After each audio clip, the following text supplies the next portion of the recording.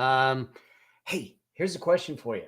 Um, how do you break through the money mindset stuff, the stories that are going on in our head to shift your money destiny? That's what I want to talk about in this video. And so as you jump on, do me a favor, let me know that you're here. Say hello. Let me know where you're coming from. And this was actually this video is kind of a result of a question that was posed in the our exclusive Facebook group about money stories and how do we deal with money stories and what does that look like. So I want to use the question as a way to start to talk deeper about how do you move beyond the money stories? How do you shift the money mindset? How do you create habits that start to drive the things that you do? It looks like Venezuela is in the house. We've got people in Peru and Venezuela, UK, Australia, New Zealand. So cool to see.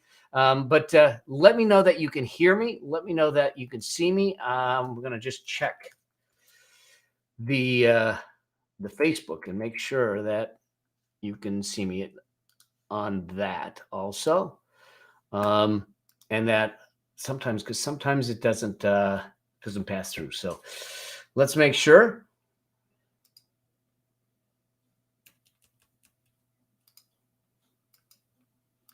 So, all right, we're good. We're good wherever we're going. Let's make this happen. All right, so let's jump in. Here's the thing.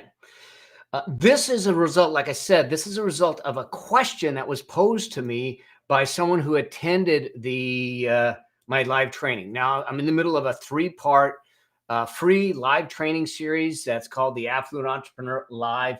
If you're not part of it, you should be. That's just a biased view, but you should be. If you want to shift your money, if you want to sit back and understand what's the blueprint that affluent entrepreneurs are using to find financial independence, you need to be part of it. Go to affluencelive.com and you can make sure that you jump in. It's not too late. The replay of the first training is up, and then we have two more live trainings with me next week where we go deeper.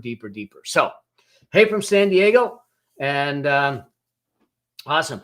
Some of you are on Facebook, and if you are on Facebook and you haven't authorized me to see your name, I'm going to see you as Facebook user, which isn't very personal. So if you do me a favor, if you place a comment, give me your name so we can chat. All right.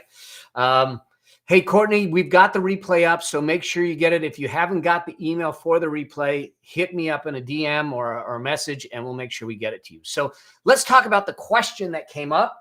And for those of you on Facebook and YouTube and LinkedIn, you'll be able to see it. For those of you on Instagram, you won't, but I'll read it to you. So here's the question. It came from Tina Resnick, and she asked the question. She goes, hey, there are a couple questions.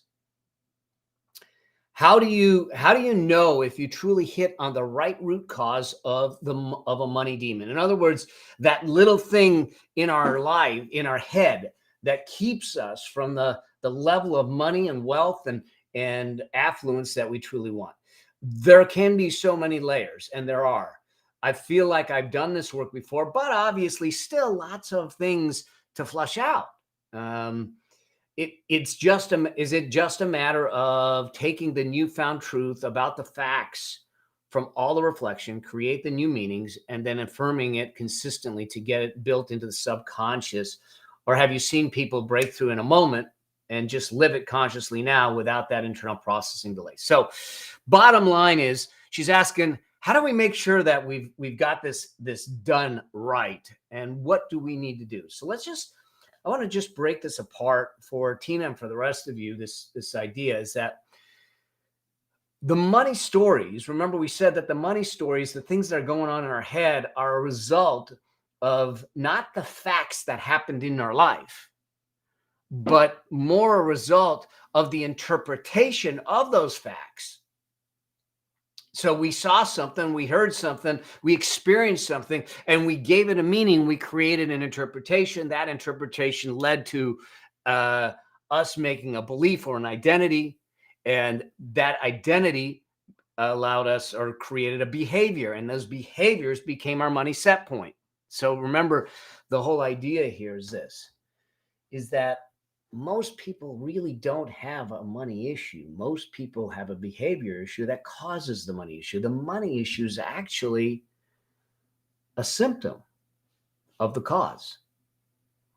So if it's a symptom of the cause, then we just need to back the truck up a little bit. And we need to figure out what's the behavior, and then figure out from that what's the story or the thinking before the behavior. And when we adjust that, things start to shift. It's like a domino. All of a sudden the money stuff starts to release. If that makes sense to you, just let me know, because that's really what we're dealing with in this type of situation. And so first things first, Tina asked the question, does it just happen like that? It can happen like that when we absolutely land on the very trigger that we go, oh, and your mind opens up, okay, and you say, wow, I now I get it, and things can shift. Here's an analogy. It also has to do with your why and how you do things. When I got diagnosed with cancer, I ate very healthy. For the most part, I ate very healthy, but confession time, I had a sweet tooth. So, but I used the fact that I was working out all the time as an excuse. I said, look, I work out all the time. I can have a brownie. I can have the donut. I can do those things. When they diagnosed me, they told me that sugar fuels the cancer. And so I should stop eating the sugar. Well, a lot of people said, oh God, Mel's never going to stop eating the sugar. So here's the thing. I haven't had any sugar that I know of, any sugar, since June of 2019. And I stopped it within 3 days.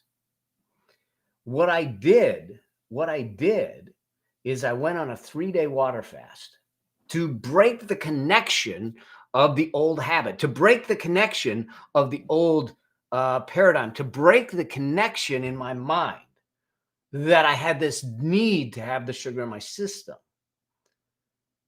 And then I replaced the interpretation of the sugar as sugar equals cancer, cancer equals death. Therefore, yes, I changed in a moment. Okay, because the why was so great that I could not change. Okay, and so when you can attach it to a why that is so great, you can change in a moment. The funny thing is that some people can have the same experience and not have the same shift. Okay, there's a lot of people that have had the same type of cancer as me. My doctor says that they go back to their old bad habits. Okay, I don't know. I love life too much. I want to serve. I want to do these things. I want to stick around for a lot more years. So no, I don't need the sugar that bad. So my point being is this: when it comes to your money mindset, yes, sometimes we can get it flipped. It's flipped, and it's flipped for good, and we're good. But other times, the reality is that we do it in stages, in layers. We shift our thinking, and we see that we start to regress a little bit. But because our awareness is higher and heightened because of what we've been doing, the exercise. I'm going to give you a process here in a second. So stay with me, because you know me, I got frameworks. So we're going to give it to you. So, but we regress a little bit, and because our heightened awareness, we go, oh, wait a second, and we wake up and we keep moving forward because we have a process to do so. So the first thing that I think is really important for anyone that's trying to shift their mindset, to shift their money habits, to understand is to accept where you're at, to not beat yourself up. You may make progress, take 3 steps forward, and then you might take 1 step back. It's okay. I've done it. It's okay. So first is accept where you're at and know that it's a process. You're not expected to be perfect. So, Tina, I know that you've done some of this work before. We'll just continue doing the work wherever you're at, and we'll keep moving. And then at some point, we're going to clear all of the stuff out, and you'll be free of it all. You'll be free of the chains. Okay. Hopefully that makes sense. So, what I look at is that as we expand your money thinking, your money mind, as we expand your money mind, you tend to not regress all the way back. If you regress, it's slightly, and you move beyond that. So that's the way I look at it. Now, I'd love to walk you through a framework, or just the way I look at this whole idea of habits, because if truly your money, your financial situation, your money situation is a result of behaviors, your behaviors are typically a result of habits. Your habits are a result of your thinking. So let's give you a process in which to insert and or shift your habits, and to cement, if you will, the new money mindset that we're going to put into play and into place for you. Now, there is a great book, if you haven't read it, is The Power of Habits by Charles Duhigg. It's Duhigg. I don't know how to pronounce it. Duhigg or Doug, I don't know, but book is great nonetheless. I just can't pronounce the author's last name. So The Power of Habits. Now, he has a framework in there. I have a framework that's similar, but I've modified it for what I think needs to happen the way I think things need to play out. So if we look at the things that go on, and for those of you that are on Facebook, you'll be able to see this because I'm going to pop to my iPad here so you can see what's going on. Let me go to another page, and we'll do it here. All right. So here's the thing. When we start, there are things that happen. Thank you, Mariana, for putting that in there. When we first start, a habit is just like getting up.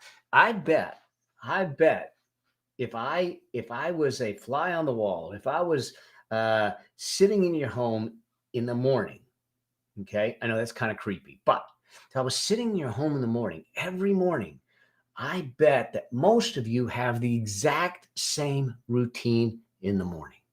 Some of you will get up, and the first thing you do is brush your teeth. That's what I do. Okay. Some of you will sit back and say, heck no, give me that coffee. Give me that coffee. Okay. Some of you might turn the TV on. Some of you might do all of the above. I don't know. But the likelihood is that you have this process that you do every morning. Okay. And that process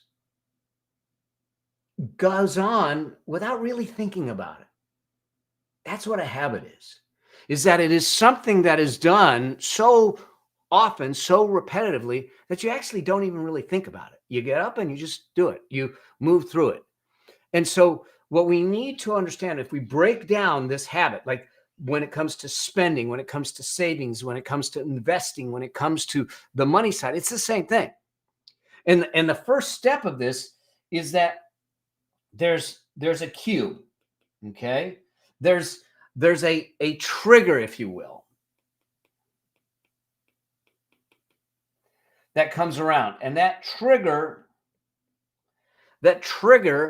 is going to cause something physiologically, neurologically to happen, psychologically to happen in your body and your mind. That trigger is the initiator of the habit. And most of the time, you don't even know it. I give you for instance. I've traveled a lot to speak, and I don't know what it is, but as soon as I get into the hotel room, I have this urge to eat. Now, it doesn't mean that I'm hungry. It's like there's this trigger that gets me to think about eating. And not only that, and I don't eat it very often, For some reason, when I travel, I crave red meat. Lord knows why. I have no idea. And I don't eat.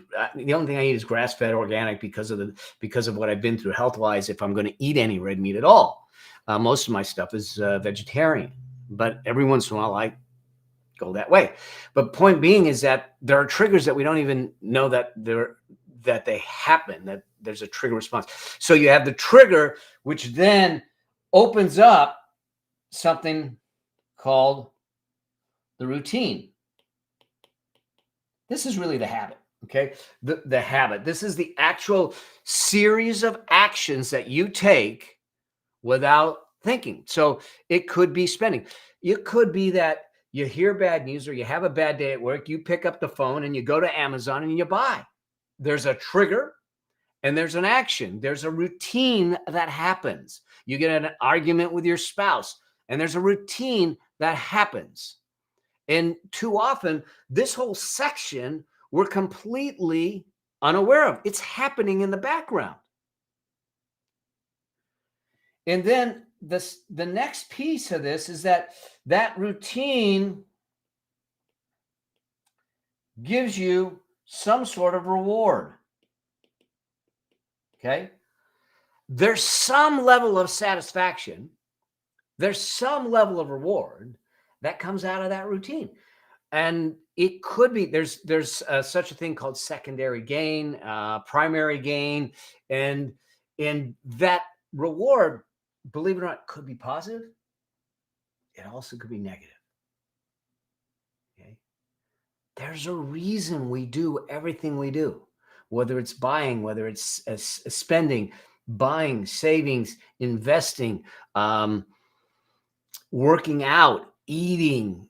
All those things are driven by that. And there's a reward. And sometimes we don't even know the reward is. There's this secondary reward underneath the surface that could happen. That, for instance, maybe I decide, I get some sort of comfort. One of the things that happens with me, okay, another confession, all right? I see myself sometimes as a stress eater. So when I have a lot of stuff going on, and this is a dangerous, dangerous thing, considering that my office is close to the pantry. So what happens is that I get up from my desk and I walk around, I walk to the kitchen and there's the pantry. Now, I'm not hungry, but I'm eating and thinking. And there's this connection. Now there's also this secondary gain because I feel like as I'm eating, things are percolating. But I need to understand the reward mechanism in there. And when we understand the reward mechanism, then we go from there. Now, these are the same three phases that Charles talks about in his book, Power of Habit. There's one piece that I add in because I think this is where we start to allow ourselves to shift. When we do this, the shift happens when we go into reflection. Okay. When we go into reflection, where we sat back and we say, what just happened? What specifically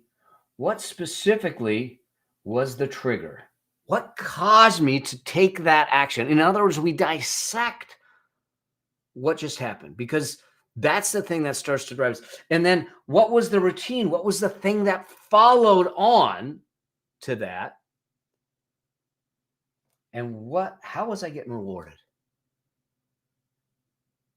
See, it's in this reflection phase that we have the ability to completely transform our habits. And if we can transform our habits, it causes us to transform our behaviors. Our behaviors transform our financial life or whatever aspect of it. It could be relationships. It could be anything. One of the things that I did early on, my wife used to be out in the field. She's not. She's an executive now, runs it from here and everything. She runs huge teams, hundreds of millions of dollars of sales, and does amazing. But when she used to be out in the field, I'd be working away. And when she'd come in, I'd be in the middle of something. But that habit didn't do well for our relationship because here she was gone. She was gone all day. And then when she comes in, I'm not I don't even give her the time of day. I mean, that was horrible. And when I think about it, when I understand that, I realize that was a really crappy thing to do to her. So what happens now, and I'm not perfect at this.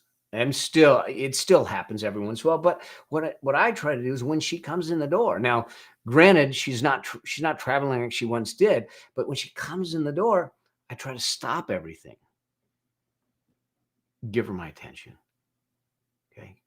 Now, like I said, I'm not perfect at it, but I understood the trigger. I understood the habit. I understood the reward. I reflected on it and shifted on it. Okay. So when you look at it that way, and Tina, this is the thing that we need to start to dissect. We know the story. Now we go one layer deeper and we go from the story to say, okay, how do we break down the habits and the behaviors to move beyond the story? Okay. So we take it another step. So I want to walk you through the four things I think we need to do to start to create a new habit or redefine a better habit. Okay. Does that make sense? If that makes sense, let me know. Um, so this is what I call the habit builder framework. Um, it's the habit builder framework, and it's just 4 steps.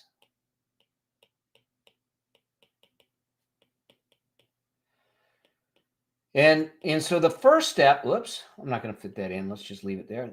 So this is the habit builder. So there's 4 steps to it. And the first step is to define the cue, define the trigger. Now, there are different kinds of, you can choose the trigger. I remember if you those I remember that back when it was when Larry Hagman was alive. Larry Hagman was the actor that was the astronaut in I Dream of Jeannie, which was a sitcom. And you all probably now I've just aged myself here. But what he did, he was part of this movement for stopping smoking. And what he did is that you would put a rubber band on your wrist. And every time you had the urge to smoke, you would snap the rubber band. There's the trigger. The urge triggered the behavior. The shock to the wrist triggered the reward of not smoking. And there became a new habit. Okay. So the first thing that we need to do is in this framework is to define the trigger, to look at it and say, what is the thing that's going to light this off? What's the thing that's going to get me to make this decision? Now, let's just talk about it, because there's actually 5 possible triggers that you can have when it comes to your money or any other habits. Okay. There's 5 possible triggers or places or where these triggers can come from. The first possible trigger is time. Remember I said that when you wake up, you automatically, all of a sudden, when you wake up, you automatically go to a brush your teeth, coffee. For me, it's brush teeth, and I got to get the dog out. All right, that's the habit. And it's the trigger. Time. Okay, the time of day, the time. Something. So one possible trigger could be time. The second possible trigger could be location. Think about this. You have an absolute, just no different than if you have a phenomenal time at a restaurant. You have this best time at the restaurant. Every time you go back to that restaurant, you trigger those same emotions, those same feelings, those same things. Well, what if you had a location-based trigger around investing, savings, and your money? What if that location triggered spending? What if that location trigger triggered using your credit cards. It could simply be you're walking into Nordstrom's, or you're walking into Target, or you're walking into, whatever, and you get this need to spend. We need to be aware of what those triggers are, but we can also define the triggers. We can also redefine the triggers. The third type of trigger is an event. Something happens. Okay, something happened in the past, and every time that thing happens, you kind of get deja vu. You get triggered. So, one of the things to think about, Tina, in this question is there a specific trigger that's causing you to regress back into the old mindset, or stay where you're at? When we can pull that trigger, this is the Jenga block. When we figure out what that trigger is, we just replace it with another trigger that's connected to a different habit. Sounds easy? Not always easy, but it's a process. And you got support here to make that happen. So the fourth kind of trigger, is your emotional state. There's an emotion trigger. This is big for a lot of people. You get stressed, you get upset or angry. It can trigger drinking. It can trigger eating. It can trigger fighting. It can trigger aggressiveness. It can trigger, recklessness. It can trigger love. It can trigger caring. It can trigger empathy. The emotional triggers can be deep seated. When someone talks about money, and if you have a bad money story or an emotional situation, you went through a bankruptcy, or you saw your parents go through bankruptcy and they struggled, and someone starts to talk about money, it can stir up those emotions, and that becomes an emotional trigger to that money story, which then becomes this cycle to keep the money story in play. Hopefully that makes sense. Okay. And then the last trigger is this. People. All right. People. Here's the thing. Have you ever been in a situation where just someone, I just can't be around that person. They get the hair on your neck to stand up, or, and so it becomes the people start to cause a trigger. Or maybe it's the other way around, that you absolutely love being around the person, that you love hearing their voice, the laughter, all of those things. That it could be a pet. Listen, like I said, I'm a new puppy dad. I mean, Budo's 5 months old, just over 5 months old. Man, I see his eyes, and just there's a peace. It's a trigger. There's a joy. It's a trigger. It's not a people, but he thinks he's a people. He thinks he's a human. Okay. And he's a human walking all fours with fur. But, so those are the 5 possible triggers: time, location, an event, an emotion, or people. So when we start to understand what those triggers are, we then have the ability to say, okay, I'm going to actually define my trigger. I'm going to define my trigger so that, for instance, I want to have more connection with my wife. As soon as I hear the door open or the garage door go up, phone goes down, things shut down, I'm standing at the door. The trigger is the sound. The trigger is her arriving home. And then I define the habit. So if there's a trigger around the money story, we need to then come up with a new trigger to substitute in to make that happen. So that's step 1 of this framework, is to define the trigger.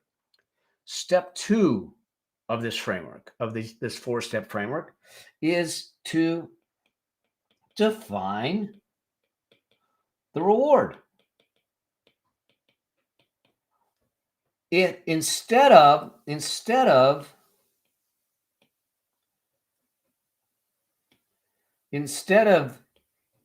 eating, going to the pantry and grabbing a candy bar or something like that because you're stressed, we define a different reward, and that reward might be a piece of fruit. Okay. Instead of going and when you're upset or angry, going on a shopping spree, we define the reward as going, or the habit as going for a walk, going for a run, going to work out, maybe a bike ride, those kinds of things. So it becomes important for us to define, once we figure out the trigger, to then also figure out what that is going to trigger, and be intentional. Remember, everything that we're talking about with the money is not about um, withholding and saying you can't do this, you can't do this. It's about being intentional and aware and conscious about what you're doing. When we raise our consciousness and our awareness about the things that are happening in our lives, that are just happening underneath the lives, they seem to be happening without us even thinking, these are where the danger zones are. So we need to make those things that are happening underneath become more productive for us. So define the reward. That is step 2. Number 3, and I'll define what this is. Expectation association. So expectation association, this is all about, gosh, this really speaks to the kind of world we live in right now. In the sense of too often we get caught into a situation where we decide what we're going to do based upon the expectations of those people that we're associated with. Parents, friends, society, social media. How many times have you thought, oh man, he bought that, I should buy one too.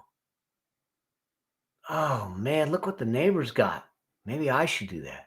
See, when our expectations become defined by our associations, that's a dangerous game to play, because whose life are we living anyways?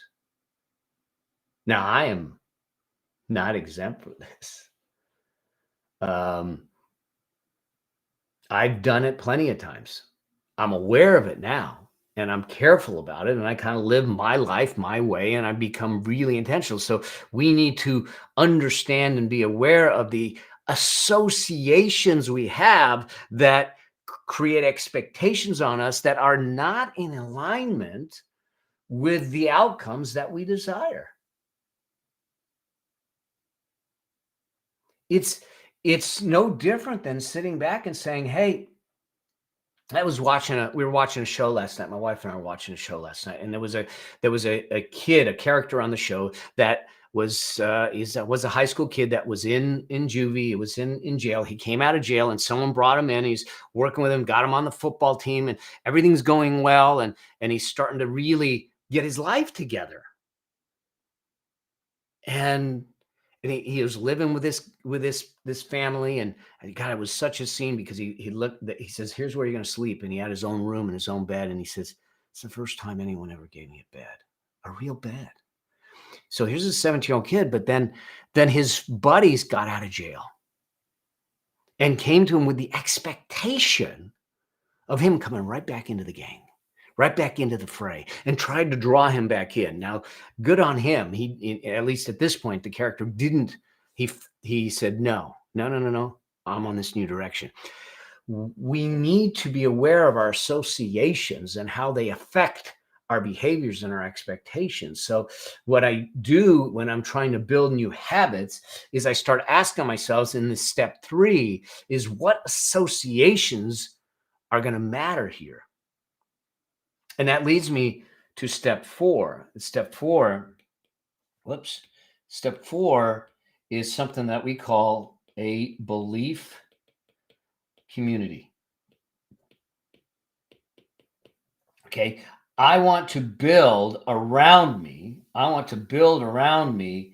a community, if you will, a community of not yes people, but I want to build, and this is really important when you start talking about financial advisors and everything like that. is I want to have a community, associations of people that understand my vision, that understand my beliefs, understand my values, and support them. Now they support them in one of a couple ways. One, they support them and go, yeah, you got this. Now you'll get that from me. You all got this. Financial independence is a birthright. You've got this. We've got a path for you. We'll make it happen. Let's do it together. Absolutely. But they'll also support you in calling you out and saying, wait a second, you're above this. So when you start to regress in a supportive, compassionate, empathetic way, they kick you in the behind. It's why we have mentors. It's why we need coaches. It's why we need these people in our life to elevate us, to move us through and say, wait a second. I do understand what your beliefs are. I do understand what your values are. I understand what your vision is. Is this in alignment with that vision? Because if it isn't, then why are we doing it? So when I take the time to, one, define, specifically, intentionally define the cue, the trigger that's going to trigger a habit, and I define what that habit is, the reward mechanism that comes from that habit, that's step two. I'm clear and intentional about the expectations that I'm wrapping around it and the associations with expectations that are in conflict with it. And I build a community of people that understand my beliefs, my belief community. Now, all of a sudden, you're powered to be able to move forward through that mindset shift. You're powered to do that in a way that you weren't equipped to do it before. So I think that what we need to realize is that that's the thing that happens. And when it comes down to expectation association and belief community, here's a question to ask yourself. Who do I have to be to have the things that I truly want? Who do I have to be to have the things I truly want? And the things that drive you then is every time you start to do this, you start to ask yourself, is what I'm doing moving me closer to the things I want? Is what I'm doing the same thing that the person that wants these things would do? And if the answer is no, then we got to shift. Because here's the thing when it comes to money mindset, when it comes to any mindset things, do you know your thoughts are optional? So if they're optional, why not choose the things that serve you instead of not serve you? And when we do that, that starts to shift some things. And then one last thing. If you go through this exercise and you figure out some of the money stories and you go through some of the training, we went through money stories a little deeper on the first training. If you haven't seen the first training, go and watch the replay. I've got training number 2 and 3 that's coming up this week of the Affluent Entrepreneur Live. We are shifting. We're going to give you effectively the blueprint for affluent entrepreneurs to find financial independence and freedom. That's the promise of the series to make that happen. But one of the things that we did in this first training was about money mindset. And Tina Rusnick asked the question, and hopefully this is in response to her question to give her a perspective on what to do. Is work on the habits. Look at the whole habit loop that I walked you through, and then look at this habit builder to start to bring it in and continually ask yourself the question to move that forward. Now, so you're going to develop a new habit, a new money habit. And I'd tell you, spend this weekend trying to figure out what's the new money habit that could move you closer to your goals. That's going to move you in the direction of your goals. It doesn't need to be anything big. It could simply be saying, you know what? I'm going to start putting $10 a week away. I'm putting $25 a week away from my little granddaughter, Emily. $25 a week over 20 years invested properly is going to be well into the millions by the time she's ready to retire. And I'm only going to do it for her first 20 years. What's that thing to do? Because before you leave the site of setting a new habit, setting a new mindset, setting a new goal, setting a new outcome, you always figure out what the very first step is that you can take to move that forward within 48 hours. What is the first step you can take for this new habit within 48 hours to get you on the path? Because it's real great to pencil this all out and I'm working through Mel's frameworks and yeah, I got this. And then you put it aside and don't do anything. No, I don't want you to leave the site of a new aha without calendaring a specific action that you're going to take within 48 hours. And when you do that, you start the first step. The first step's the hardest. First step's the hardest.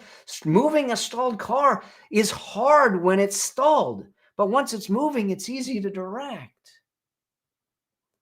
So I need you to take that first step.